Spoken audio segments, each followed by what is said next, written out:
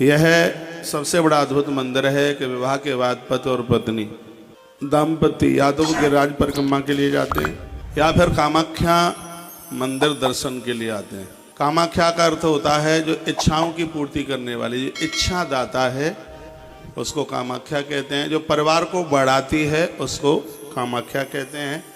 ऐसी माँ भगवती के दरबार में चरणों में हम और आप बैठे हैं।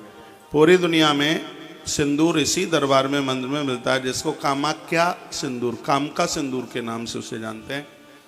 और इस सिंदूर को लेते समय देवियाँ 108 बार माता के नाम का जप करती हैं और यह सिंदूर विवाहित स्त्रियां ही इसको लेती हैं और वो इसको अपने काम में लेती हैं। जैसा कि वर्णन है कि ये देवियाँ सिंदूर को जब भाल में लगाती हैं तो उनका जो पति है वह कहीं भटक नहीं सकता, पराई नारी के साथ नहीं जुड़ सकता। ये इस सिंदूर की बहुत बड़ी महिमा है।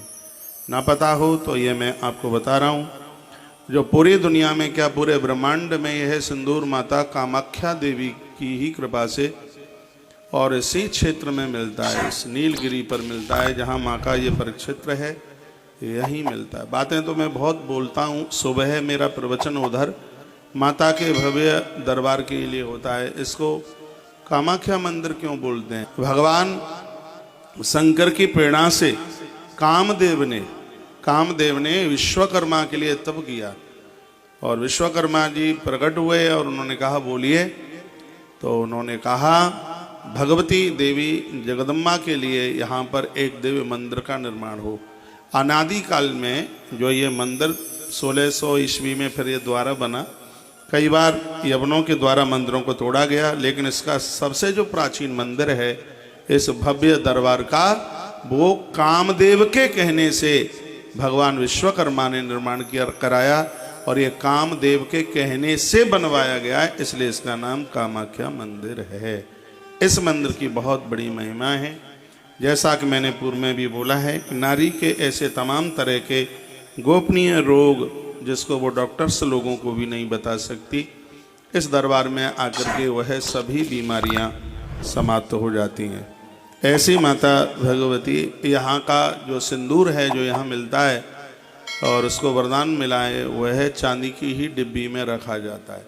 देवियाँ थोड़े से सिंदूर को बहुत से सिंदूर में उसमें रख लेती हैं, मिला लेती हैं। जब वो भाल में जब इसको लगाती हैं तो ये उसके पति को पतित नहीं होने देता। और ये सिंदूर इस दरबार से शुक्रवार को लिया जाता है और फिर जब भी ले शुक्रवार को वो मंत्रों के द्वारा इसको अभुमंत्रित किया जाता है। ये इसकी बहुत बड़ी महिमा है। तो हो सकता है कि ये आपको न पता हो, लेकिन हमारे ग्रंथों में सबसे ज़्यादा 51 पीठों का वर्णन है वो कालिका पुराण में किया गया है। आज मैं वहाँ उस दरबार में मंदिर में चर्चा कर रहा था कालिका पुराण से, जिसमें वर्णन किया था और जगह 100 बार जो पूजा आप करते हैं कामाख्या मंदिर में 1 बार कर लेते हैं। 1 बार की पूजा 100 बार की पूजा के बराबर है। उसके लिए मैंने बड़े अद्भुत श्लोक भी बोले थे। और मंदिरों में 100 बार दर्शन करोगे, कामाख्या मंदिर में 1 बार दर्शन करोगे, एक बराबर है। पूरी दुनिया में तंत्र शक्ति में सबसे आगे मंदिर कामाख्या का आता है। यहाँ पर एक कुंड है जिसको सौभाग्य कुंड के नाम से जानते हैं, जिसका दर्शन आज ही हमने किया है। जब यहाँ तांत्रिक लोगों की सिद्धि पूरी होती है तो वो उस कुंड के पानी के ऊपर तैर जाते हैं, वो डूबते नहीं। पानी पर वो ऐसे चलते हैं जिस प्रकार से कोई व्यक्ति सड़क पर चल रहा हो। उस कुंड का नाम सौभाग्य कुंड है। यहाँ के कुंड का जल है माताएं अपने भाल के ऊपर जहाँ मांग भरती हैं उस जगह पर लगाती हैं, जिससे पति की उम्र बढ़ती है, आयु बढ़ती है। यहाँ के लोगों को तो मुझसे भी ज़्यादा पता होगा, लेकिन जो हमें दूरदर्शन के माध्यम से, टेलीविज़न के माध्यम से सुन पा रहे हैं उनके लिए बहुत बड़ी अद्भुत बात है।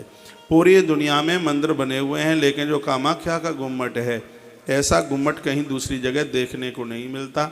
यह इतना अद्भुत, इतना विशालकाय और इसकी बनावट कुछ दूसरे हिसाब की है, क्योंकि इसके रचयिता, इसके निर्माणकर्ता स्वयं भगवान श्री विश्वकर्मा जी हैं।